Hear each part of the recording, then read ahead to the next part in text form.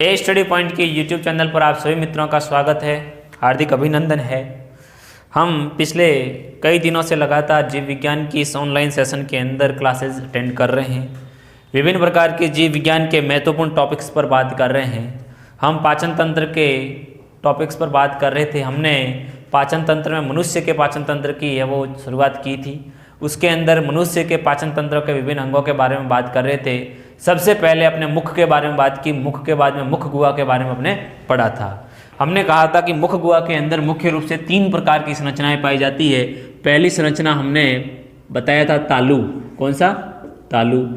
तालु के अंदर मैंने कठोर तालु और कोमल तालु के बारे में भी बताया था। इसके बाद दूसरी संरचना है वो दांत, और तीसरी संरचना है वो क्या है? जीभ है। क्या है? जीवा या जीभ। तो तालु के बारे में अपना हो चुका था।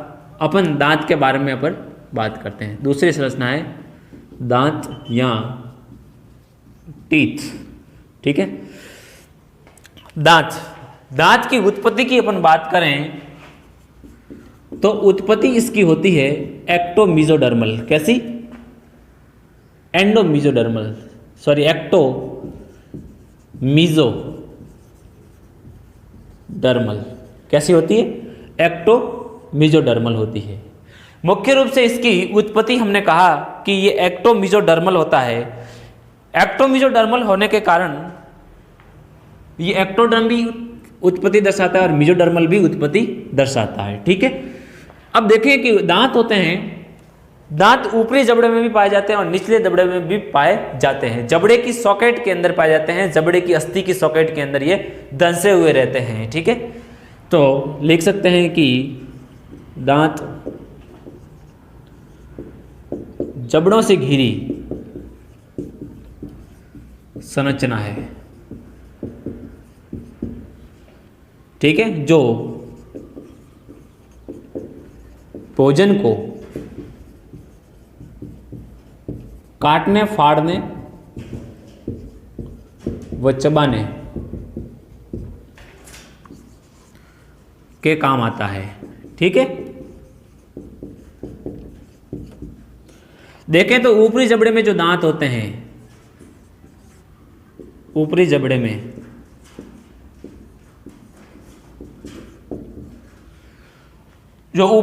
जो दांत पाए जाते हैं, जो मुख्य रूप से ऊपरी जबड़ा मैक्सिला कहलाता है। मैक्सिलरी दांत होते हैं। ऊपरी जबड़े के अंदर दांत होते हैं, वो कैसे होते हैं?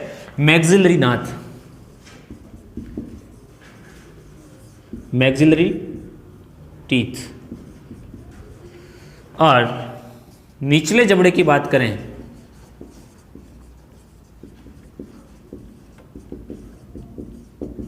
निचला जबड़ा होता है वो मैंडिबल कहलाता है। तो मैंडिबुलर दांत, मैंडिबुलर टीथ।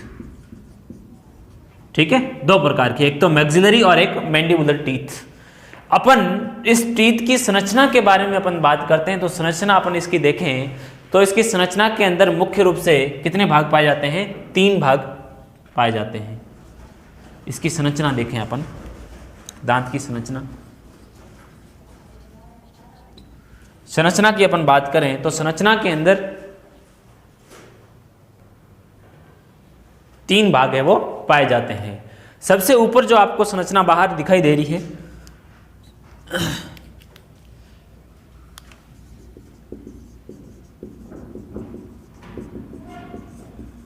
संरचना में 3 भाग।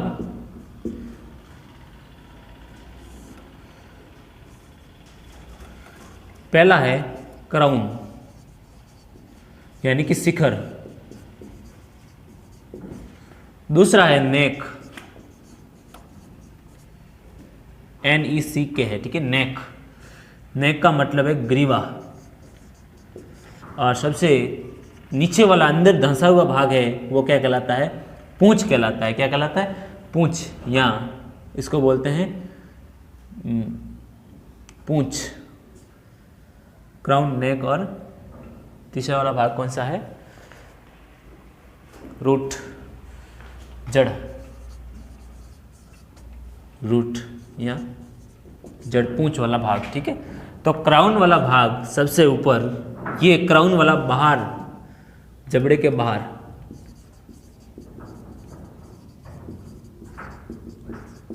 बाहर स्थित भाग। और दूसरा भाग जो नेक होता है, ये कौन सा होता है? जबड़े में दंसा भाग या जबड़े में स्थित भाग, और अस्थि की सॉकेट में दंसा हुआ भाग रूट कहलाता है। अस्थि की सॉकेट में दंसा भाग क्या कहलाता है? रूट कहलाता है।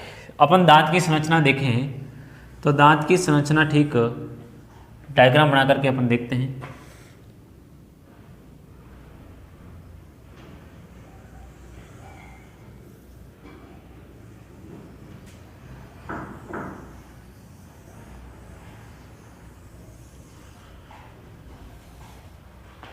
इसी प्रकार की संरचना होती है, ठीक।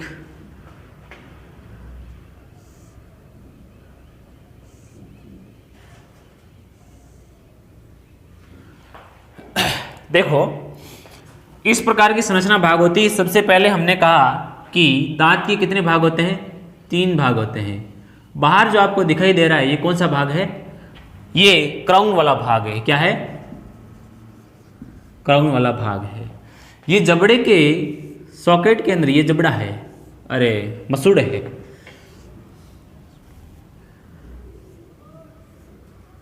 मसूड़ों में स्थित भाग है, ठीक है।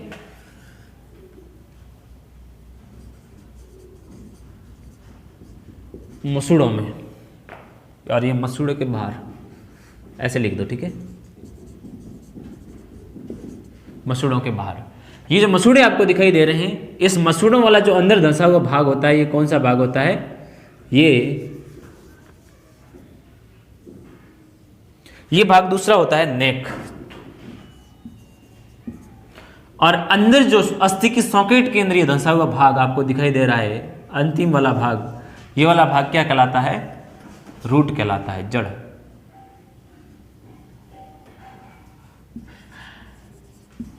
रूट, ठीक है।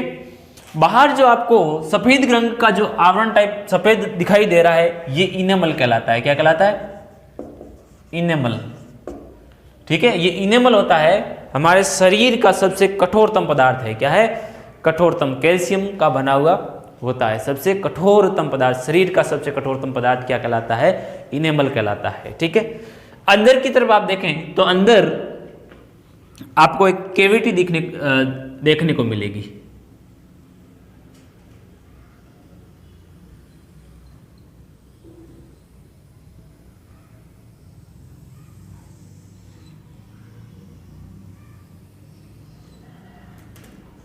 इस प्रकार की एक आपको अंदर की तरफ कैविटी देखने को मिलेगी।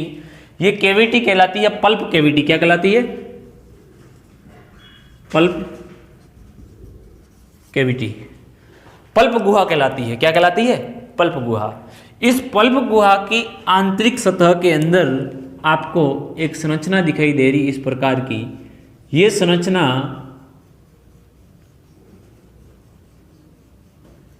ओडोंटोब्लास्ट कोशिका है। क्या है? ओडोंटोब्लास्ट कोशिका होती है। यही ओडोंटोब्लास्ट कोशिका दांत के विकास के लिए और वृद्धि के लिए जिम्मेदार होती है। और ये लगातार क्या करती है? डेंटिन का स्त्रवण करती है। ओडोंटोब्लास्ट सेल, ठीक है। और यही ओडोंटोब्लास्ट कोशिका क्या करती है? डेंटिन का स्त्रवण करती है। तो इसके बाहर की तरफ आपको जो दिखाई देगा ये डेंटिन है। क्या है? डेंटिन है। डेंटिन से दांत है वो बनता है, ठीक है। ये इस पल्प कैविटी के अंदर आप देखोगे तो पल्प कैविटी के अंदर नीचे छिद्र पाए जाते हैं। और ये छिद्र अंदर की तरफ है वो छोटी छोटी तंत्रिकाओं के क्या करता है? रज्जु और रक्त वाहिनियों के रज्जुओं को लेकर के आने का काम करता है। लसिका वाहिनियों के रज्जुओं को भी लेकर के आने का कार्य करता है, ठीक है। तो इस प्रकार की संरचना इसके अंदर पाई जाती है, ठीक है। आप इसको लिख सकते हैं तंत्रिका वाहिनी या नर्व कॉर्ड, ठीक है। नर्व कॉर्ड लेकर के आने का कार्य करता है। ठीक है, और ये जो मसूड़ा है इसके ऊपर, ये सॉकेट के अंदर धंसा हुआ इस प्रकार की संरचना है, और सॉकेट के अंदर धंसने पर ये इस प्रकार से इसके अंदर एक भरी हुई संरचना, भरा हुआ द्रव्य रहता है जिसको बोलते हैं सीमेंट। क्या बोलते हैं? सीमेंट।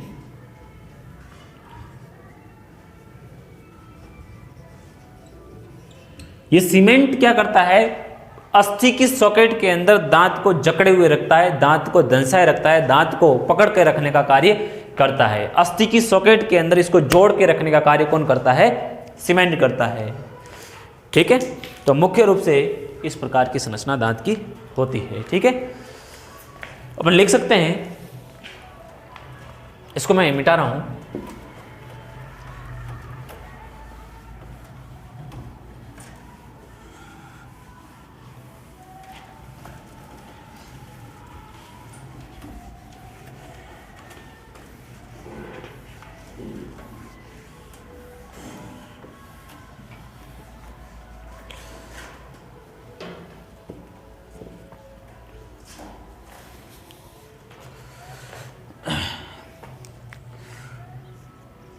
दांत मुख्य रूप से 3 प्रकार के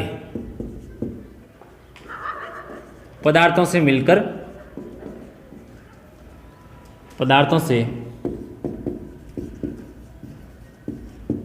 बना होता है। 3 प्रकार के पदार्थ कौन से हुए? सबसे पहले मैंने कहा इनेमल। ये इनेमल से बना हुआ होता है, जो इसके बाहर की ओर जो भाग होता है, सफेद रंग का जो कैल्शियम का जो परत होती है बाहर आपको दिखाई देती है, वो क्या कहलाता है? इनेमल कहलाता है।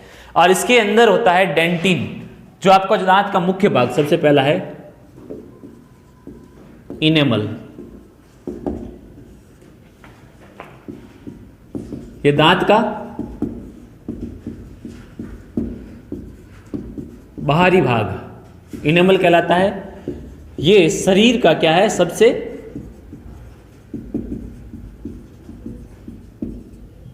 कठोरतम भाग है। आपको कोई पूछे कि शरीर का सबसे कठोरतम भाग कौन सा होता है, तो कौन सा होता है? इनेमल होता है। ठीक है, दूसरा होता है डेंटिन।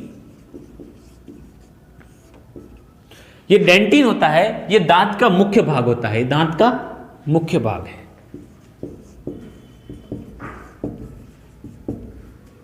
ये दांत का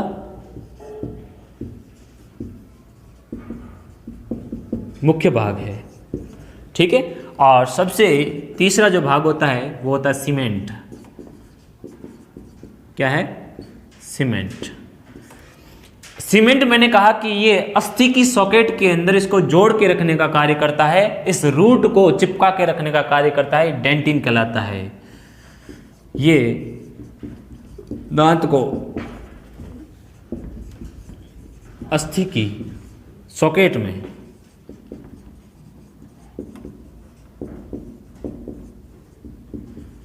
जोड़ कर रखने का कार्य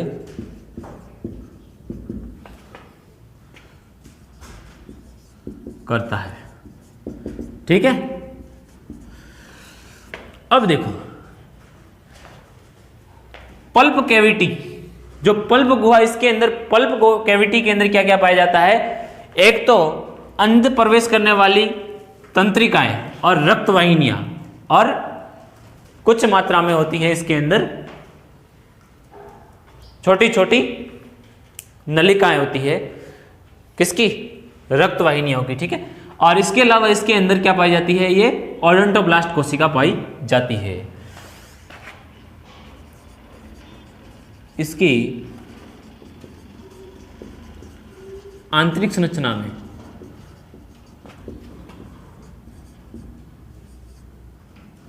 पल्प गुहा पाई जाती है,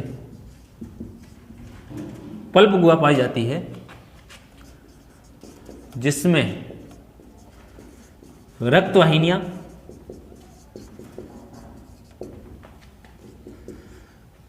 तंत्रिका वाहिनी या तंत्रिका रज्जु, पाई जाती है,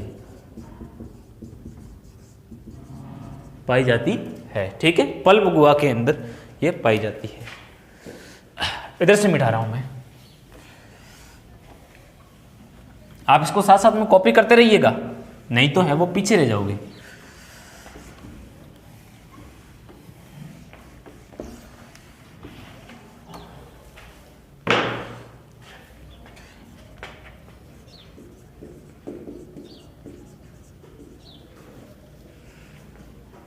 पल्प गुहा में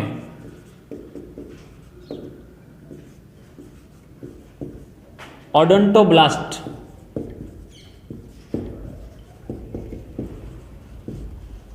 कोशिकाएं पाई जाती है,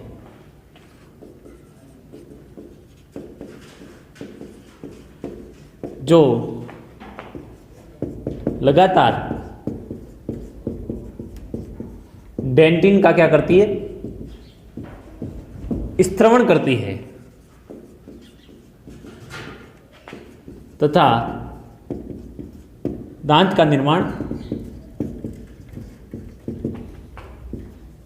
करती है। ओहो सर, अभी हमको पता चला कि दांत का जो निर्माण करती है वो कौन करती है, ओडोंटोब्लास्ट कोशिका करती है। आपको कोई पूछे कि दांत का निर्माण करने के लिए दांत के अंदर कौन सी कोशिका पाई जाती है, तो ओडोंटोब्लास्ट कोशिका पाई जाती है। इस कोशिका का आप है वो ध्यान रखोगे। ठीक है, और ओडोंटोब्लास्ट लगातार किसका स्त्रवण कर रही है, डेंटिन का स्त्रवण कर रही है, और यही डेंटिन है जो दांत के निर्माण का कार्य करता है। ठीक है, तो ये इस प्रकार से दांत होता है। ठीक है, अब अपन अंतिम में बात करें कि दांत होते हैं मनुष्य के अंदर द्विबार दंती होते हैं। कैसे होते हैं, द्विबार दंती होते हैं। द्विबार दंती प्रकार के दांत पाए जाते हैं। द्विबार दंती का मतलब यह है कि दांत है वो मनुष्य के जीवन काल में 2 बार आते हैं। क्या आते हैं, 2 बार।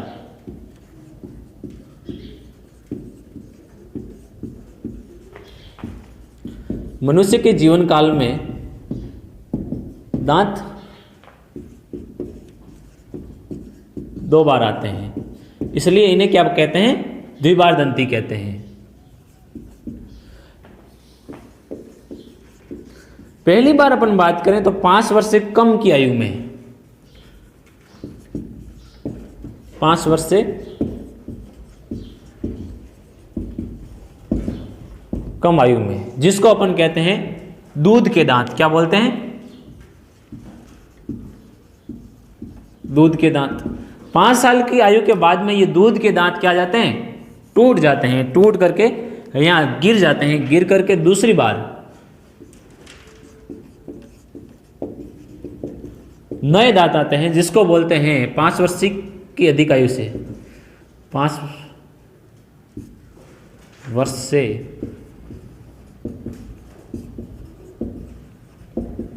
अधिक आयु में, और 5 वर्ष से अधिक आयु में दांत आते हैं वो क्या कहलाते हैं, स्थायी दांत कहलाते हैं। स्थायी दांत। और ये स्थायी दांत फिर है वो टूटने के बाद तीसरी बार दांत नहीं आते हैं। ठीक है, स्थायी दांत। देखो, दूध के दांत गिरने का जो कारण है, दांत के गिरने का कारण होती है ओडोंटोक्लास्ट कोशिका। इसी ओडोंटोब्लास्ट कोशिका के पास में पाई जाती है ओडोंटोक्लास्ट कोशिका, जो दांत को तोड़ने का या गिराने का कार्य करती है। ठीक है, तो आप लिख सकते हो कोष्टक में ओडोंटोक्लास्ट कोशिका के कारण गिरते हैं। ठीक है, लिख सकते हो। इस प्रकार से दांत द्विबार दंती होते हैं। इसके अलावा हमारे शरीर के अंदर जो दांत होते हैं वो गर्त दंती होते हैं। क्या होते हैं, गर्त दंती। गर्त दंती इसलिए क्योंकि ये अस्थि की गर्त के अंदर धंसे हुए रहते हैं, अस्थि की सॉकेट के अंदर क्या रहते हैं, धंसे हुए रहते हैं, इसलिए ये क्या कहलाते हैं, गर्त दंती कहलाते हैं।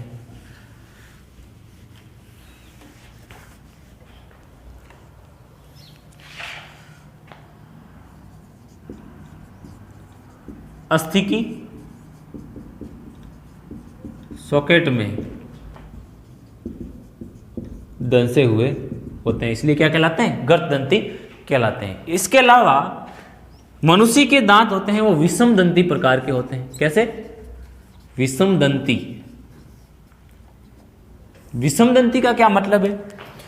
मनुष्य के दांत, सारे दांतों की संरचना एक समान नहीं होती है, सभी दांतों की संरचना अलग अलग होती है, इसलिए वो विषमदंती प्रकार के दांत है वो मनुष्य में पाए जाते हैं। सभी दांतों की संरचना क्या आती है? अलग अलग होती है।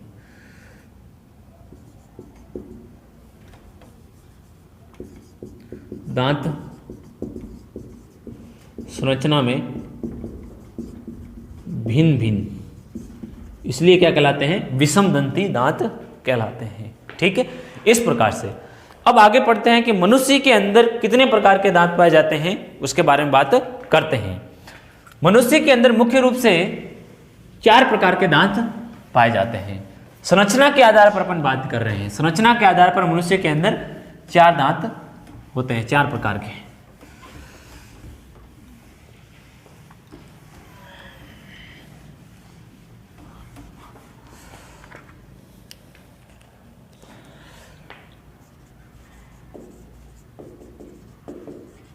मनुष्य में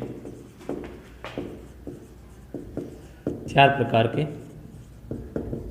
दांत होते हैं। इस संरचना के आधार पर अपन बात कर रहे हैं। सबसे पहला कृंतक, या इसको बोलते हैं इंसाइजर। क्या बोलते हैं? इंसाइजर। दूसरा होता है रदनक, जिसको बोले कैनाइन। और तीसरा होता है अग्रचवर्णक,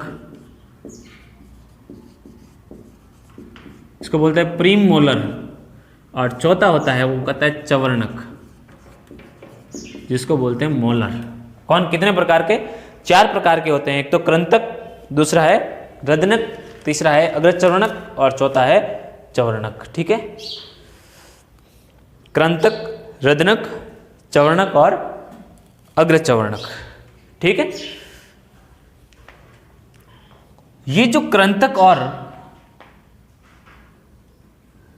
रदनक होते हैं, अग्रचवर्णक, चवर्णक होते हैं, ये तीनों प्रकार के दांतों की संरचनाएं अलग अलग प्रकार की होती है। ठीक है,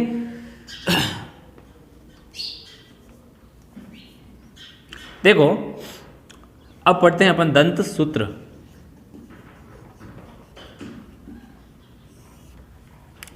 दंत सूत्र की अपन बात करें तो मनुष्य के अंदर संख्या में दांत कितने होते हैं? 32 होते हैं। कितने?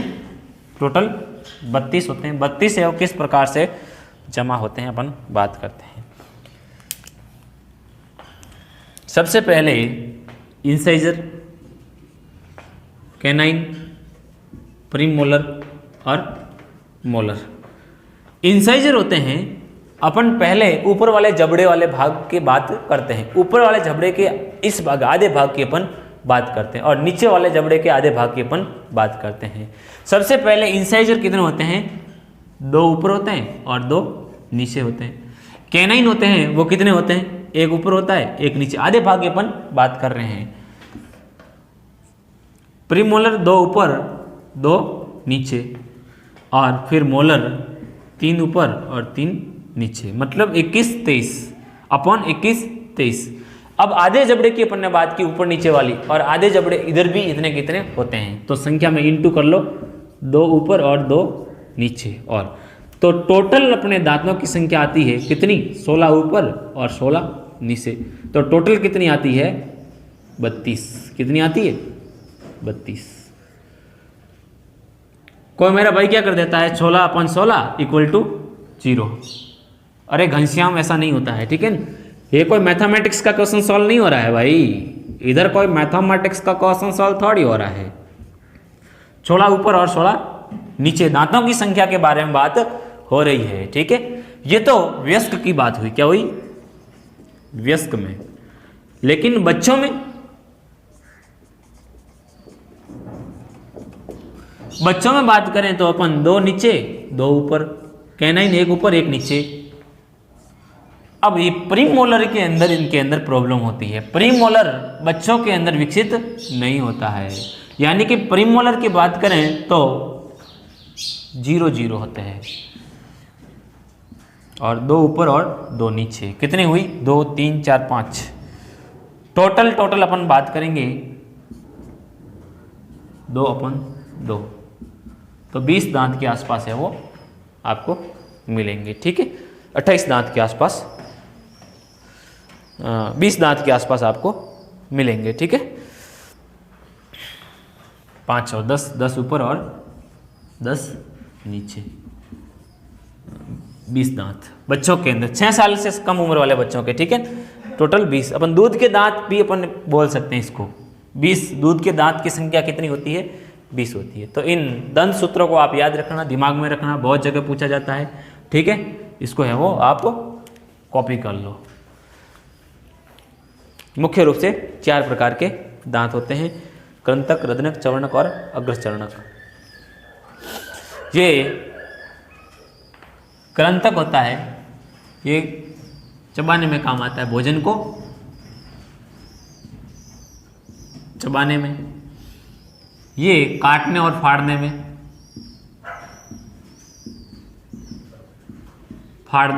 और ये 2 होते हैं, ये भी चबाने में काम आते हैं। मुख्य जो इसका कार्य होता है वो काटना और फाड़ना होता है। तीखा वाला भाग जो आपको दिखाई दे रहा है, क्या है? रदनक है, कैनाइन है। ठीक है, ये कैनाइन होता है। ये जो मांसाहारी प्रकृति के जीव होते हैं उनके अंदर सर्वाधिक विकसित होते हैं। शेर के, बिल्ली के, चीता के वगैरह आप देखोगे, कुत्ते के वगैरह के, तो ये लंबा एक दांत आपको साइड में दिखाई देता है, वो काटने और फाड़ने का काम करता है मांसाहारी जंतुओं के अंदर। ठीक है, ये तो अपन के दांत की संरचना के बारे में बात हुई। अब अपन पढ़ेंगे जीभ के बारे में।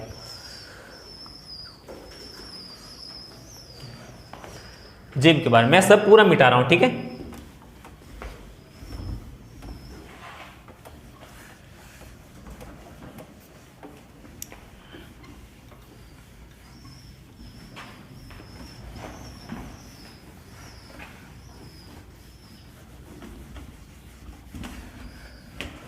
अब पढ़ेंगे जीभ के बारे में।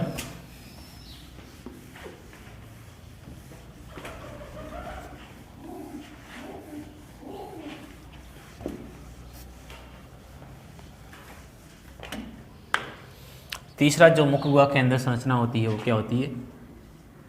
जीभ, टंग।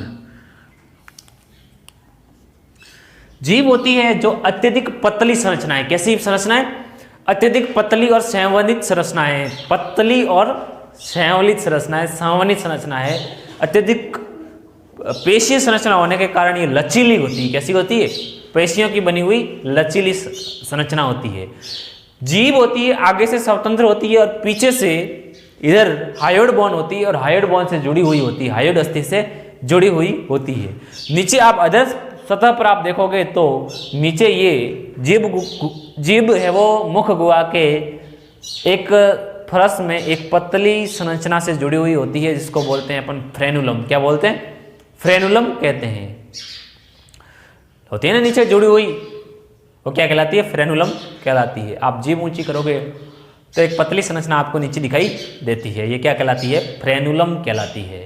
ठीक है, आगे से क्या ये स्वतंत्र है, बहुत ही लंबी संरचना होती है। जबान है वो लंबी होती है, इसलिए तुम बोल पाते हो लंबी जबान वाला। भगवान ने तुम्हारी जबान बहुत लंबी बनाई है, बोलने के लिए तो बनाई है। आप यूज़ करो, इसका इस्तेमाल करो बहुत जगह। ठीक है, लेकिन जगह सही होनी चाहिए, कहाँ क्या बोलना है ये आपको पता होना जरूरी है। जबान लंबी है वो बनाने का मतलब भगवान का ये नहीं है कि आप है वो कहीं पर भी टुटर पुटर है वो करते रहो, बिना फालतू इधर उधर बकवास करते घूमो। जहाँ ज़रूरत है वहाँ इसका इस्तेमाल करना ही सबसे बेहतर होता है। ठीक है, बिना फालतू कहीं जबान का है वो इस्तेमाल ना किया करो। ठीक है, इस प्रकार से मैंने कहा कि आगे वाले भाग क्या होता है? स्वतंत्र होता है। पीछे ये क्या होती है? हायोइड अस्थि से जुड़ी हुई होती है और अधर सतह में मुख गुहा से है वो मुख गुहा की फरस के अंदर जुड़ी हुई एक संरचना होती है पतली, वो क्या कहलाती है? फ्रेनुलम कहलाती है। इसके अलावा जीभ के ऊपर बहुत सारी छोटी छोटी स्वाद कलिकाएं पाई जाती है जो भोजन के स्वाद को क्या करवाते हैं? ग्रहण करवाते हैं। ठीक है सर, भोजन के स्वाद का तो सूंघ के पता करवाना है, तो नाक का घ्राण पिंड का काम है, घ्राण कोशिकाओं का कार्य है। सूंघ कर जो गंध जो प्रदान करवाता है, गंध की महसूस करवाती है, वो गंध क्या होती है? सुगंध बोलते हैं जिसको, भोजन की सुगंध, गंध। वो नासा गुहा के अंदर घ्राण होते हैं, घ्राण संवेदांग, और वही घ्राण संवेदांग अपन को सुगंध उपलब्ध करवाते हैं। लेकिन उस भोजन की स्वाद को जो ग्रहण करवाने का कार्य करती है, जीभ के ऊपर कलिकाएं पाई जाती है, वो कलिकाएं करती है। ठीक है, तो अपन स्टार्ट करते हैं जीभ के बारे में। ये पतली, अत्यधिक संवहनीय संरचना है, संवहनीय संरचना है। यह अग्रभाग से स्वतंत्र परंतु पश्च भाग से हायोड उपास्थि से जुड़ी रहती है, हायोड उपास्थि से जुड़ी रहती है। मुख गुहा की फर्श में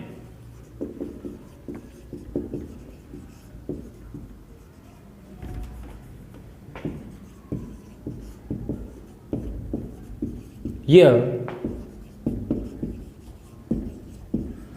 फ्रेनुलम, ध्यान रखो कि नाम फ्रेनुलम द्वारा जुड़ी रहती है। ठीक है, जीवा का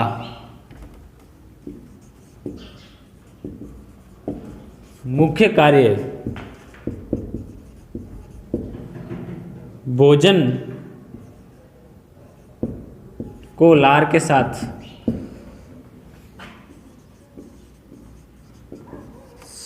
मिलाकर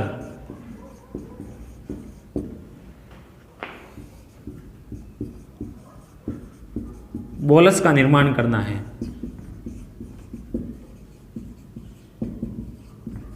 इसके अलावा जीवा क्या करती है? भोजन का स्वाद का अनुभव भी जीवा करवाती है।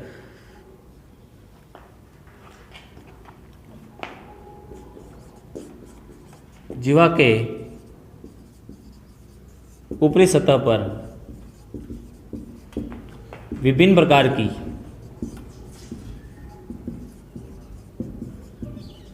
स्वाद कलिकाएं पाई जाती। क्या पाई जाती?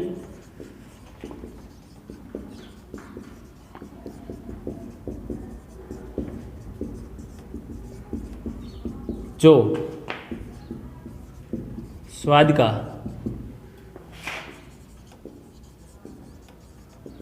अनुभव करवाती है। ठीक है, स्वाद कलिकाएं क्या करती है? स्वाद का अनुभव करवाती है। इसलिए आप वो कभी शादी समारोह में भोजन को बहुत ही स्वाद लेकर के खाने का है वो प्रयास करते हो।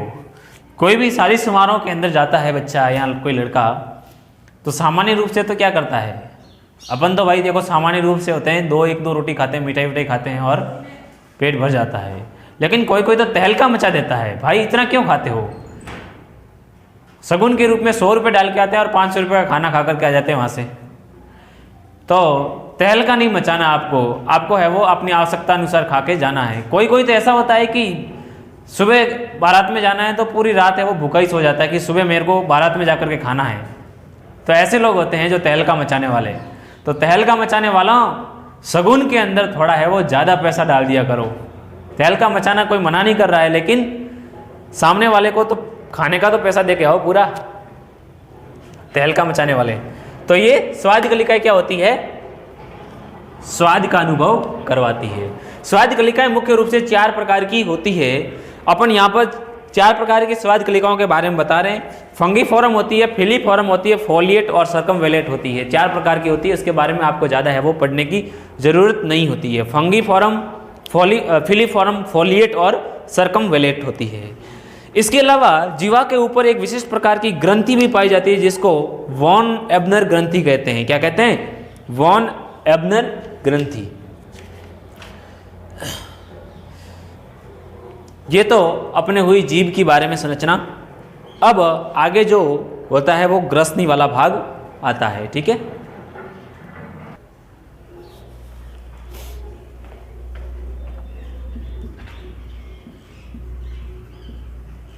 ग्रसनी अगला भाग है, वो क्या है? ग्रसनी वाला भाग है, फेरिंक्स वाला भाग। ये ग्रसनी वाला भाग होता है, ये हमने जब श्वसन मार्ग पढ़ रहे थे, श्वसन के अंदर श्वसन के अंगों के बारे में बात कर रहे थे, उसके अंदर भी अपने बताया था श्वसनी ग्रसनी के बारे में बात की थी। ये श्वसन और भोजन के लिए कॉमन मार्ग है। क्या है? कॉमन मार्ग। इसी ग्रसनी के अंदर नीचे दो प्रकार के द्वार खुलते हैं, और वो द्वार कौन से होते हैं? एक तो भोजन नली का होता है और एक श्वास नली का होता है। इस श्वास नली के ऊपर एक एपिग्लोटिस, एक ढक्कन पाया जाता है, एक गांठी ढक्कन पाया जाता है, जिसको एपिग्लोटिस कहते हैं। ये एपिग्लोटिस क्या काम करता है? श्वसन के समय श्वास नली को ढक देता है, ताकि भोजन के कण है वो श्वास नली के अंदर ना जा पाए। ठीक है, ये कक्षनुमा संरचना है जो भोजन व श्वसन के लिए संयुक्त मार्ग है या कक्ष है। ठीक है, इसकी अंत सतह पर यानी आंतरिक सतह पर दो कक्ष पाए जाते हैं या दो द्वार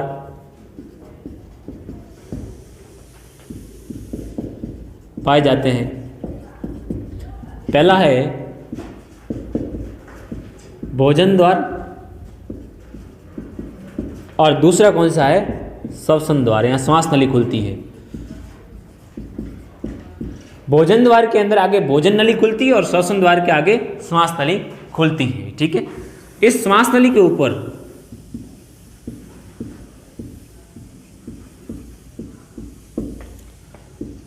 पेशीय ढक्कन पाया जाता है। पेशीय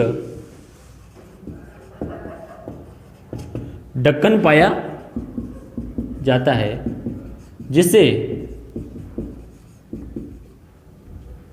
एपिग्लोटिस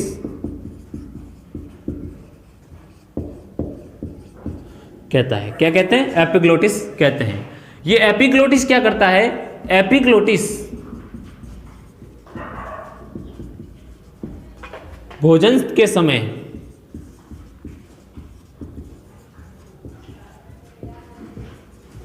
श्वास नली को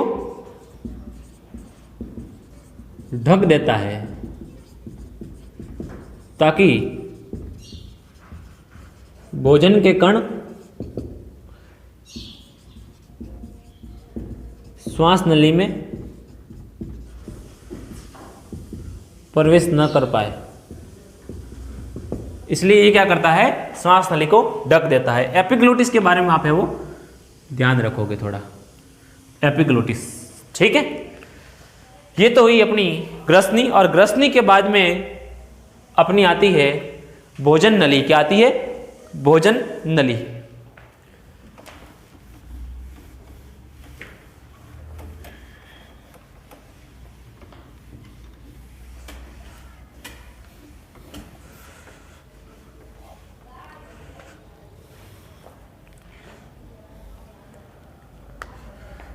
अंतिम वाला भाग है वो क्या है? भोजन नली।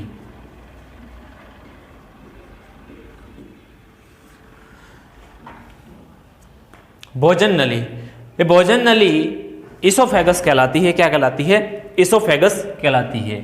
ये 25 सेंटीमीटर लंबी नलिका है। कैसी है? ये 25 सेंटीमीटर लंबी नलिका है। इसका अंतिम भाग है वो आमाशय में खुलता है। कहां खुलता है?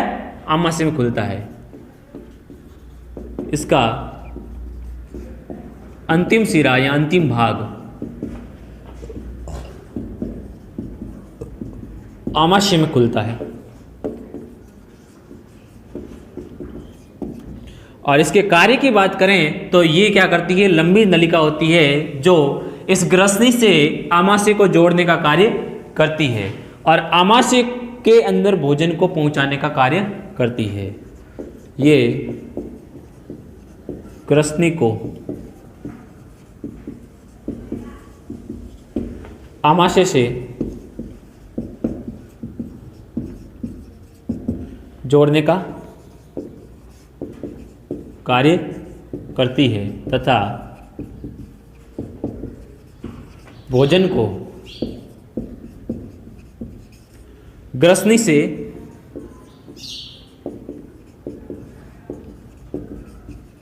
आमाशय तक पहुंचाने का कार्य करती है, कार्य करती है। ठीक है, ये होता है भोजन नलिका कार्य। इस प्रकार से अपने आमाशय तक पहुंच चुके हैं। अब है अपन पढ़ेंगे आमाशय के बारे में। आमाशय की संरचना पढ़ने के लिए, आमाशय को पढ़ने के लिए अपन को थोड़ा ज़्यादा टाइम की आवश्यकता रहती है, इसलिए क्लास ज़्यादा लंबी हो जाएगी, तो इसको अपन है वो कल पढ़ेंगे। ठीक है, लगातार आप इसको साथ साथ में रिवाइज करते रहिए और लगातार पढ़ते रहिए। इन संरचनाओं को बहुत पढ़ना अनिवार्य है। इन संरचनाओं से बहुत सारे क्वेश्चंस बनते हैं, छोटे मोटे जितने भी बनते हैं, इन सबको है वो तैयार करने की कोशिश कीजिए, पढ़िए और लगातार रिवाइज करते रहिए।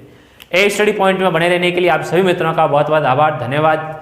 लगातार ए स्टडी पॉइंट में बने रहिए, हंसते रहिए, मुस्कुराते रहिए और देखते रहिए ए स्टडी पॉइंट। Thank you.